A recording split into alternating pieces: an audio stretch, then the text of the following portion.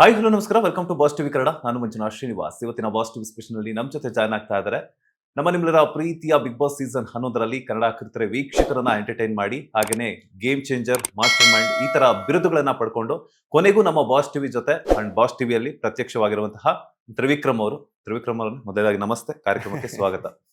ನಮಸ್ಕಾರ ಸರ್. ಯಾಕೆ ನಗ್ತಿದ್ದೀರಾ? ಪ್ರತ್ಯಕ್ಷರಾಗಿದ್ದಾರೆ ಅಂತ. ಹೌದು, ಆಕ್ಚುಲಿ ನಮ್ಗೆ ಹಂಗೆ ಆಗ್ಬಿಟ್ಟಿದೆ. ಎಷ್ಟು ದಿನಗಳಿಂದ ನಿಮ್ಮನ್ನ ಫಾಲೋ ಅಪ್ ಮಾಡಿದಷ್ಟು ಯಾವ್ದಾದ್ರು ಒಂದು ಹುಡುಗಿ ಕಾಳಾಕಿದ್ರೆ ಇಷ್ಟೊಂದು ನಂದು ಎಂಗೇಜ್ಮೆಂಟ್ ಆಗ್ಬಿಡ್ತಿತ್ತು. ಎಂಗೇಜ್ಮೆಂಟ್ ಅಲ್ಲಿ ಮೀಟ್ ಆಗ್ಬೋದಿತ್ತು. ಸರ್ ಹಾಕಿ ಸರ್, ಇಷ್ಟ ಚೆನ್ನಾಗಿದ್ದೀರಾ, ಇಷ್ಟ ಚೆನ್ನಾಗಿ ಮಾತಾಡ್ತೀರಾ, ಯಾವ ಹುಡುಗಿ ಬೀಳಲ್ಲ.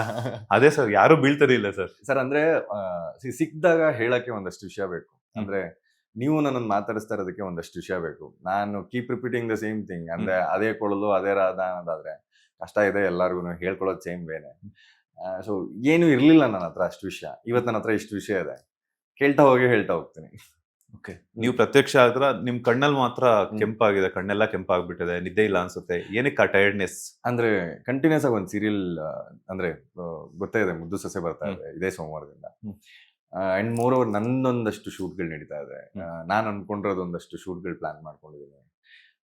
ಒಂದಷ್ಟು ಶೂಟ್ಗಳು ಬೇರೆ ಬೇರೆ ಬೇರೆ ಕಡೆ ಬೇರೆ ಬೇರೆ ಊರುಗಳಲ್ಲಿ ಪ್ಲಾನ್ ಮಾಡಿರೋದ್ರಿಂದ ಟ್ರಾವೆಲಿಂಗ್ ಅಲ್ಲಿ ಇದ್ದೀನಿ. ಸೊ ಹಾಗಾಗಿ ನಿದ್ದೆಗೆಟ್ಟು ಕೆಲಸ ಮಾಡ್ತಾ ಇದೀವಿ ಅಂತ. ಓಕೆ, ಇಷ್ಟು ದಿನ ತ್ರಿವಿಕ್ರಮ್ ಆಗಿದ್ರಿ, ಹಾಗೇನೆ ಪದ್ಮಾವತಿ ಸೀರಿಯಲ್ ಅಲ್ಲಿ ಸಾಮ್ರಾಟ್ ಆಗಿದ್ರಿ, ಈಗ ಭದ್ರೇಗೌಡರಾಗಿ ಅವತಾರವನ್ನ ಎತ್ತಾ ಇದ್ರ. ಸೊ ಆ ಗೌಡ್ರ ಗತ್ತು, ಆ ಮಂಡ್ಯ ಸ್ಟೈಲು, ಸೊ ನಿಮ್ಮ ಡ್ರೆಸ್ಸಿಂಗ್ ಸೆನ್ಸ್ ಎಲ್ಲ ಗೊತ್ತಾಗ್ತದೆ. ಏನ್ ಹೇಳ್ತೀರಾ ಪಾತ್ರದ ಬಗ್ಗೆ? ಮುದ್ದು ಸೊಸೆ ಸೀರಿಯಲ್ ನಲ್ಲಿ ನಾಯಕ ನಟರಾಗಿ ಅಭಿನಯಿಸ್ತಾ ಇದ್ರ. ಅಂದ್ರೆ ಭದ್ರೇಗೌಡ ಅಂತಂದಾಗ ಆ ಹೆಸರಲ್ಲಿ ಒಂದು ವೈಬ್ರೆಂಟ್ ಇದೆ. ಆಕ್ಚುಲಿ ಇದು ಯಾರಿಗೂ ಗೊತ್ತಿಲ್ಲ ಅನ್ಸುತ್ತೆ. ಈ ಸೀರಿಯಲ್ ಸ್ಟಾರ್ಟ್ ಆದಾಗ ಈ ಹೀರೋ ಹೆಸರು ಇದ್ದಿದ್ದು ಉದಯಗೌಡ ಅಂತ. ಹೌದಾ?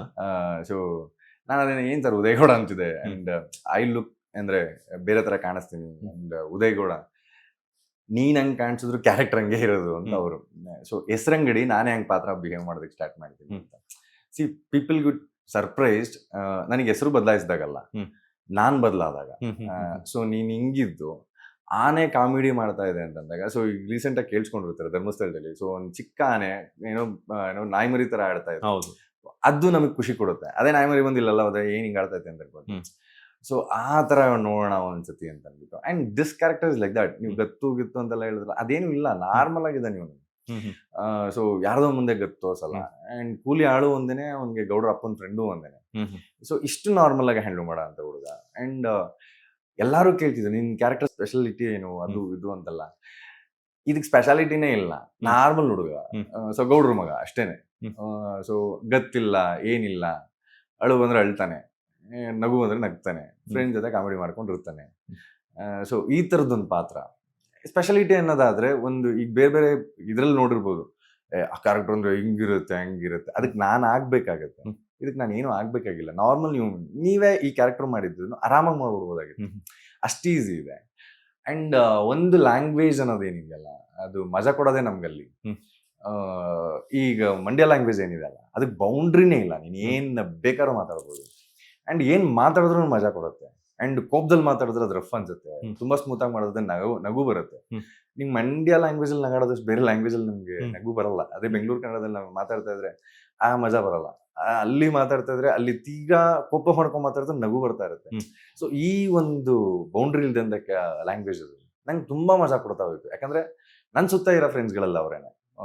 ಮೈಸೂರು, ಮಂಡ್ಯ, ಇವು ಏನು ಈ ಕಡೆ ಚನ್ನಪಟ್ಟಣ, ಇಲ್ಲೆಲ್ಲ ತುಂಬಾ ವರ್ಗಗಳಿದೆ ನನಗೆ. ಅಂದ್ರೆ ತುಂಬಾ ಫ್ರೆಂಡ್ಸ್ ಇದಾರೆ.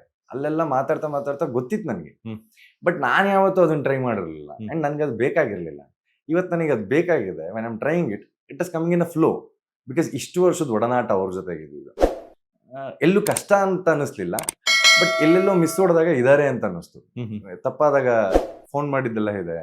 ನಾನು ಅವ್ರಿಗೆ ಹೇಳ್ತಾ ಇದ್ದೆ, ನಾನು ನಿಮ್ ಕ್ಯಾರೆಕ್ಟರ್ ಕಾಪಿ ಮಾಡ್ತಾ ಇದ್ದೀನಿ, ನಿಮ್ ಈ ಪದನ ಕಾಪಿ ಮಾಡ್ತಾ ಇದ್ದೀನಿ, ಎಲ್ಲೋ ಯಾವ ಏನೋ ಹೇಳಿದ್ದನ್ನ ಕಾಪಿ ಮಾಡ್ತಾ ಇದ್ದೀನಿ. I am totally enjoying this character. Latest ಹಾಗೂ ಇಂಟ್ರೆಸ್ಟಿಂಗ್ ಸುದ್ದಿಗಳಿಗಾಗಿ ಬಾಸ್ ಟಿವಿ ಕನ್ನಡ ಚಾನೆಲ್ನ ಸಬ್ಸ್ಕ್ರೈಬ್ ಮಾಡಿ. ಹಾಗೆಯೇ ಬೆಲ್ ಐಕಾನ್ ಪ್ರೆಸ್ ಮಾಡಿ. ಇದರ ಜೊತೆಗೆ ಫೇಸ್ಬುಕ್, ಇನ್ಸ್ಟಾಗ್ರಾಮ್, ಎಕ್ಸ್ ನಲ್ಲೂ ಮಿಸ್ ಮಾಡದೆ ಫಾಲೋ ಮಾಡಿ.